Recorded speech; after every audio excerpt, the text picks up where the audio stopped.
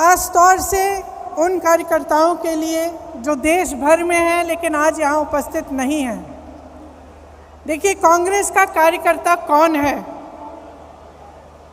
वो अनोखे लाल है जो इस झंडे को लेकर कन्याकुमारी से कश्मीर तक चला। वो दिनेश है जो आज दिख नहीं रहा है, जो इसी तरह से देश के ध्वज को लेकर नंगे पांव चला। कल किसी ने नसीब पठान जी का नाम लिया, उत्तर प्रदेश के एक नेता थे। आजीवन कांग्रेस के प्रति उन्होंने निष्ठा दिखाई। उसी तरह से मैं कई नाम ले सकती हूँ।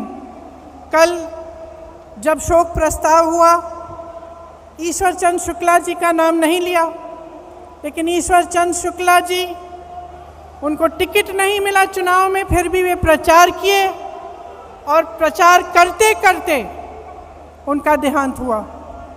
मैं पच्चू पासी का नाम ले सकती हूँ, जो रोज़ सुबह वही सफ़ेद जूते पहनकर गांव-गांव जाते थे, कांग्रेस के लिए प्रचार करते थे, कांग्रेस का झंडा फहराए रखे। उनका भी देहांत हुआ। यूपी में हम मजाक में कहते हैं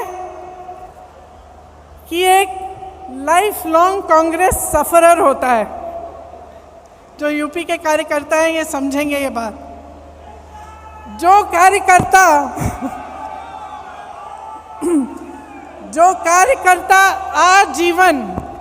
आजीवन अपने वजूद के लिए संघर्ष करता है, वो मैं आज थोड़ा उसके पक्ष में बोलना चाहती हूँ। और मैं कहना चाहती हूँ कि जब भी हम ऐसे इकट्ठे होते हैं तो हम नए नए प्रस्ताव लाते हैं, और ये सही है। हमने कहा है कि मंडल तक हमें अपना संगठन बनाना है, ब्लॉक तक बनाना है, नए लोगों को जोड़ना है, लेकिन ये कर्मकांड नहीं होना चाहिए। ये प्रस्ताव कागज़ पे नहीं रहना चाहिए। इसको करने के लिए हम सबकी जिम्मेदारी बनती है कि हम गांव-गांव जाएं, ब्लॉक ब्लॉक जाएं और अपने संगठन को मजबूती से बनाएं। भारत जोड़ो यात्रा निकली, श्री राहुल गांधी जी बैठे हैं।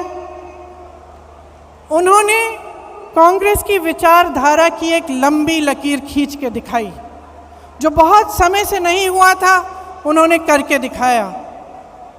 पूरे देश ने देखा कि कांग्रेस का कार्यकर्ता, कांग्रेस का नेता किस लिए खड़ा है, किस विचारधारा के लिए लड़ रहा है, उस विचारधारा का मतलब क्या है।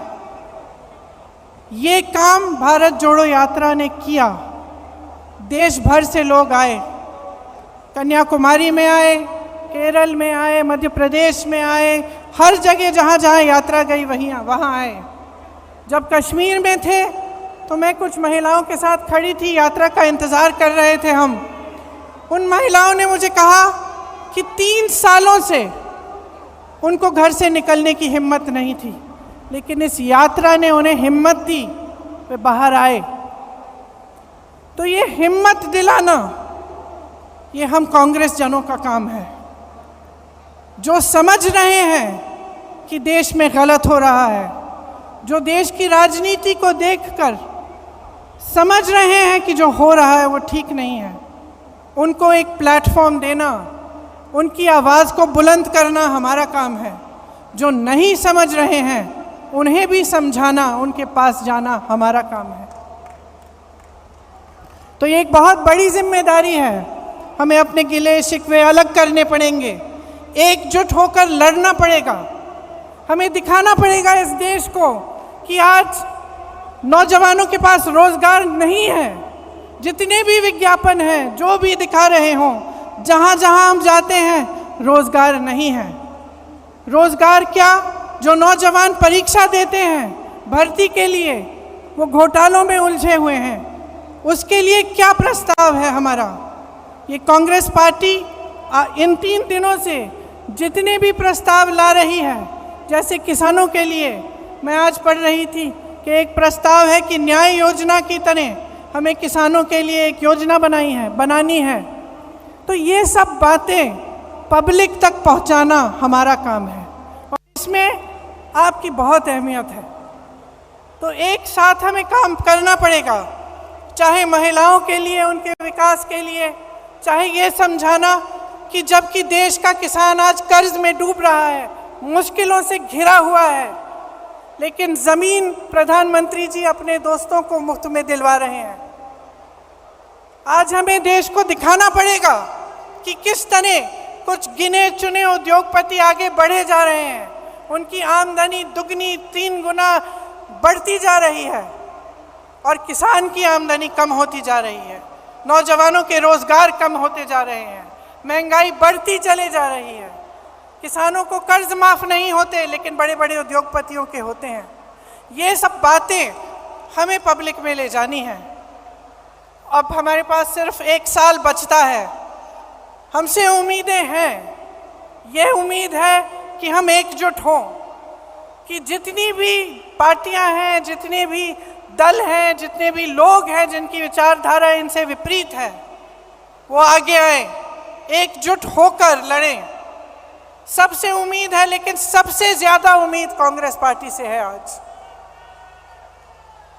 और मैं जानती हूं कि हम इस उम्मीद पर खरे उतर सकते हैं कि आपकी मेहनत से, हमारी मेहनत से, हमारी एकजुटता से, हमारे समर्पण से और अपने संविधान के प्रति हमारी निष्ठा से हम सब इस काम को करके दिखा सकते हैं।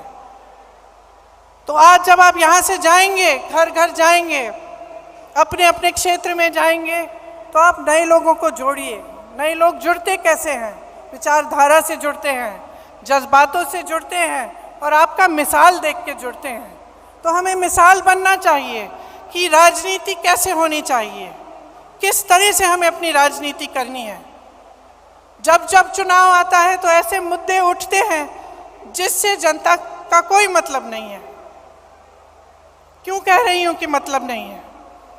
क्योंकि जब रोजगार की बात होती है, युवाओं की बात होती है, महंगाई की बात होती है, तो इन मुद्दों पर चुनाव लड़े जाने चाहिए कि किस तरह से विकास होगा, भविष्य में हम क्या प्रस्ताव रख रहे हैं, कौन सा सकारात्मक कदम हम उठाने जा रहे हैं। ये हमारी राजनीति होनी चाहिए। और आजकल की जो राजनीति है, जो देश का माहौल है, जो नकारात्मक है, उससे हमें ऊपर उठना पड़ेगा और हमें सकारात्मक तरह से भविष्य के लिए अपने प्रस्ताव रखने पड़ेंगे और अपनी बात रखनी पड़ेगी। मुझे पूरी उम्मीद है कि हम इस लड़ाई में सफल होंगे, क्योंकि हम मजबूत हैं।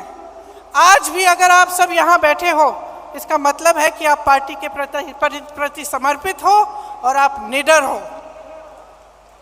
हमारे तमाम नेताओं पर, कार्यकर्ताओं पर इस सरकार ने दमन किया है।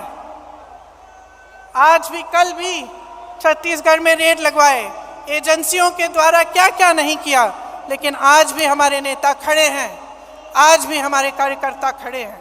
और मैं जानती हूँ कि आपका संघर्ष क्या है। अगर हमें पूछताछ के लिए 2 दिन के लिए बुलाया जाता है तो आपको जेल में महीनों के लिए रखा जाता है। अगर हमें पुलिस घसीट के ले जाती है तो आप लाठियाँ खाते हैं। तो हम जानते हैं कि आप में कितनी हिम्मत है। अब देश को भी ये हिम्मत दिखानी है, देश के संविधान के लिए, लोकतंत्र के लिए और एक मजबूत भविष्य के लिए हमें सबको इकट्ठे लड़ना है। आप सबको बहुत बहुत धन्यवाद। जय हिंद, जय कांग्रेस।